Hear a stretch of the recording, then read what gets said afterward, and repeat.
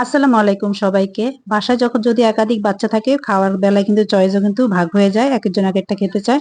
তেমনি আমার বাসায় আজকে একজন কেউ বলে চটপটি খাবে, কেউ বলে ফুচকা খাবে। তো ভাবলাম আমি ২ টাই যেহেতু একই রেসিপিতে তৈরি করব, আপনাদের সাথে একটু শেয়ার করি। তো আমি সকালে ৫০০ গ্রাম ডাল ভিজিয়ে রেখেছিলাম। ভিজিয়ে আমি ৩ চা চামচ চটপটির মসলা আর পরিমাণ মতো লবণ আর ৩ টা মিডিয়াম সাইজের আলু সিদ্ধ করে আমি আলুগুলোকে ম্যাশ করে এটা মিক্স করে রেখেছিলাম। আমি বিকালে সিদ্ধ করেছি, সকালে ভিজিয়ে রেখেছিলাম। এখন আমি চটপটির মেইন কাজটা করছি। সিদ্ধ ভিডিওটা আমার স্কিপ হয়ে গিয়েছে, তার জন্য সরি। তো এখন আমি দিয়ে দেখতে পাচ্ছেন আমি আবার একটা বাটিতে ওখান থেকে অর্ধেক ডাল নিয়ে নিয়েছি। সেদ্ধ ডাল নিয়ে আমি ২ চা চামচ একদম ভরে ২ চা চামচ আবার চটপটি মসলা দিয়ে দিলাম। দিয়ে আমি এটাকে ভালো করে ডালটাকে আবার মিক্স করে নিয়েছি। নিয়ে এখন আমি দিয়ে দিচ্ছি বেশি করে পেঁয়াজ কুচি, তারপরে আমি দিয়ে দিচ্ছি কাঁচামরিচ কুচি। আপনারা আপনাদের ঝাল অনুযায়ী কম বেশ করে নেবেন। আর কাঁচামরিচগুলো অতটা ঝাল ছিল না বিধায় আমি এখানে দিয়ে দিলাম আরো কিছু চিলি ফ্লেক্স। আমার বাচ্চারা চটপটিটা ঝাল পছন্দ করে। দ্যাটস ওয়াই আমি এখানে আর বেশি করে চিলি ফ্লেক্স দিয়ে দিলাম। দিয়ে আমি এখন এটাকে আবার মিক্স করে নেব। পর্যায়ক্রমে এভাবে ধাপে ধাপে মিক্স করলে আমার কাছে মনে হয় যেন এটার টেস্টটা ভালো পাওয়া যায়, একসাথে সবগুলো মিক্স না করে। এটা আমার ব্যক্তিগত অভিজ্ঞতা থেকে বলছি, একেকজন একেকটা ভাবতে পারেন। তো আমি এখন এটাতে দিয়ে দেব গ্রেটারের মোটা অংশ দিয়ে গ্রেট করা একটা ডিম। ডিমটা দিয়ে এখন আমি আবার এটাকে মিক্স করে নেব। মিক্স করে আমি এখন এখানে পরে বাকি জিনিসগুলা অ্যাড করব। আচ্ছা, আমি এখানে এরপরে দিয়ে দেব তেঁতুলের পাল্প আর লেবুর রস। আমি এখানে ২ টেবিল চামচ লেবুর রস দিব। লেবুর রসের সাথে লেমন জেস্টও ছিল, মানে যে গ্রেটারের চিকন অংশ দিয়ে লেবুর সবুজ অংশটাকে একটু গ্রেট করে নেবেন যাতে সাদা অংশটা না আসে।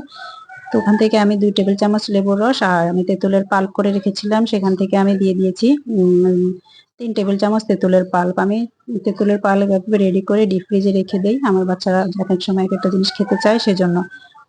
তো আমি এখন এটাকে মিক্স করে এক সাইডে রেখে দেব। রেখে আমি এখন আলাদা করে একটু টক রেডি করব। যেহেতু আমি ফুচকাও করব, আবার চটপটির সাথে ওকে এক্সট্রা টক খেতে চায়, সেখানে আমি টকটা রেডি করব। তার মধ্যে বাচ্চা বলল যে মামনি একটু টক মিষ্টি করবে। তো আমি এখানে আবার ৩ টেবিল চামচ চিনিও অ্যাড করে দিয়েছি।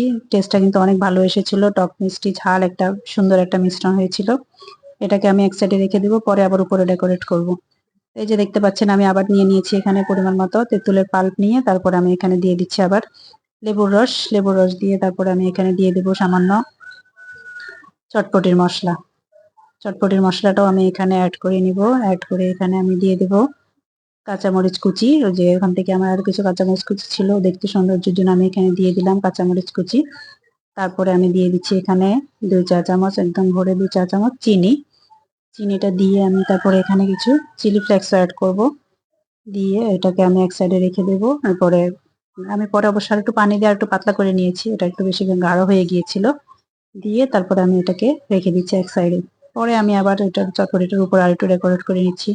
আবার আমি উপরে কাঁচামরিচ ছিটিয়ে দিয়েছি আর কাঁচা পেঁয়াজ দিয়েছি, সরি। কাঁচা পেঁয়াজ দিয়ে তারপরে আমি আরেকটা ডিমকে গ্রেটারের চিকন অংশ দিয়ে আমি এখানে গ্রেট করে উপরে ডিমটাকে দিয়ে দিচ্ছি।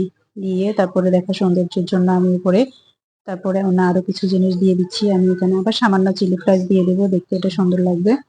তারপরে আমি এখানে দিয়ে দেবো একটু তেঁতুলের পাল্প। আমি এখানে ফুচকা আলাদা ভাজি করে রেখেছি এবং সালাদও রেখেছি। দিয়ে আমি এটা আলাদা রেখেছি, এখানে আমি অ্যাড করিনি। ওটা ওরা আলাদাভাবে নিয়ে খেয়েছে। আমার কাছে ওটাই ভালো লাগে, তাও জিনিসটা মানে শসাটা একটু থাকে, চিবিয়ে খেতে ভালো লাগে। আমি এটাকে এভাবেই সার্ভ করব। এরপরে আমি ওই যে বাকি ডালটাকে একটু ফাঁকে আবার চুলায় বসিয়ে একটু শুকিয়ে নিয়েছিলাম। শুকিয়ে ওটার সাথে আমি আবার কাঁচা পেঁয়াজ, শসা, মরিচ এগুলো আবার মেখে তারপরে ওদেরকে ফুচকা ভাজি করে আমি এরপরে এগুলাকে ফুচকাও তৈরি করে দিয়েছি।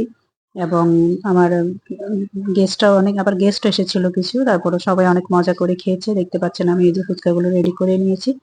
আপনারা এভাবে বাসায় তৈরি করে দিতে পারেন। বাসার খাবার কিন্তু অনেক ভালো।